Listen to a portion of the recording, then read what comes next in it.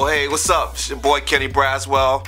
Welcome to 5 Flow. 5 minutes of motivation to help you get through the rest of your week and not much more. Still working on not much more.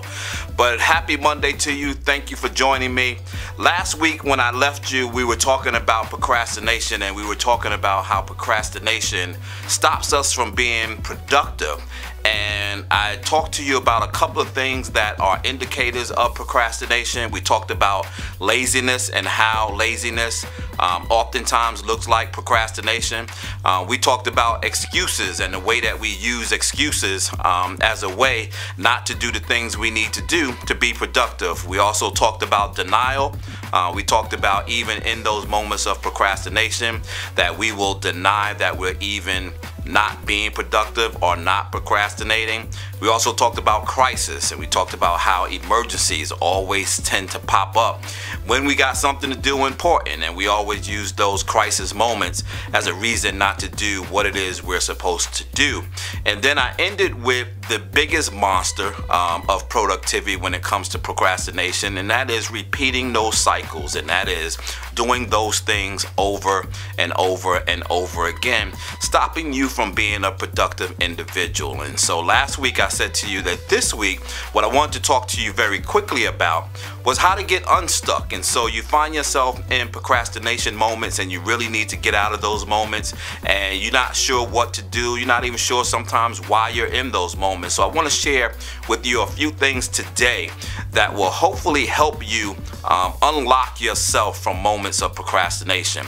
And so the first one is just to address the underlying issues. And so oftentimes when we are in a procrastinating moment, we don't take time to think about what is it that is making me not want to do or not want to accomplish this task that is in front of me.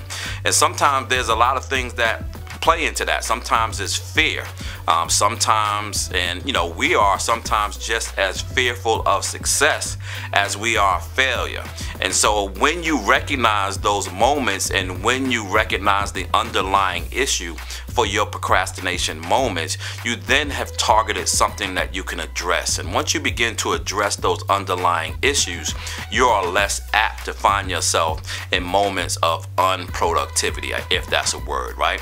And so the other thing that kind of lines up with that is just to be aware when you're in those moments. And so if you know that you're sitting there and you know that you got something to do and you just lying around and you making excuses and you denying, and you realize that you're in a moment of procrastination, recognize when you're in those moments and just make a commitment to yourself. You know what? I'm not going to allow whatever it is to make me sit here and do absolutely nothing. I'm going to change that behavior now, and I'm not going to allow it to stop my productivity.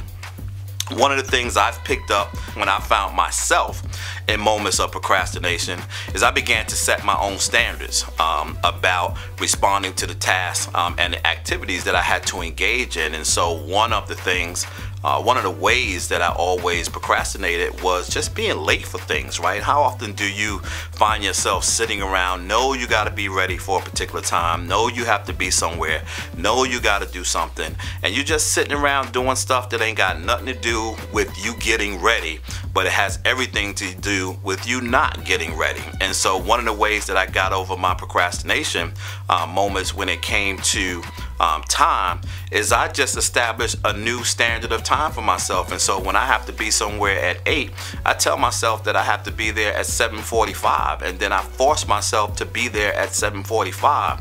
And so I set a new standard for myself, and it allowed me to adhere to the standard that I was responsible for.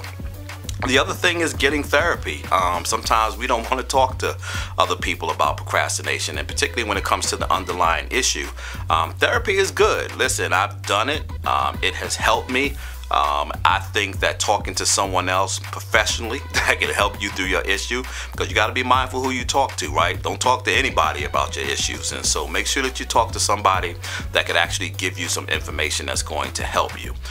Getting organized, right? Sometimes when we're not organized, sometimes when we don't know where things are somewhat out of place, those times we tend to procrastinate. And it's not because we want to be in moments of inactivity. It's because we just don't know where we are. We don't know where anything is. Ever find yourself, you can't find this, you can't find that, you can't find my shoe, can't find this, can't find my money, can't find my keys, you know, all those things. And a lot of that comes as a result of not being organized. Ask for help. Right? Ask for help in the task that you have to do. Learn to delegate.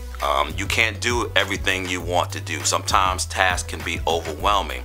And one of the ways to get yourself out of those places of inactivity is to just simply ask for help.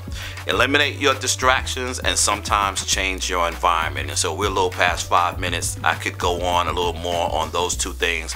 But those are just ways to get you unstuck from moments of procrastination. And so this is your boy Kenny Braswell, and I'll see you next Monday. Peace.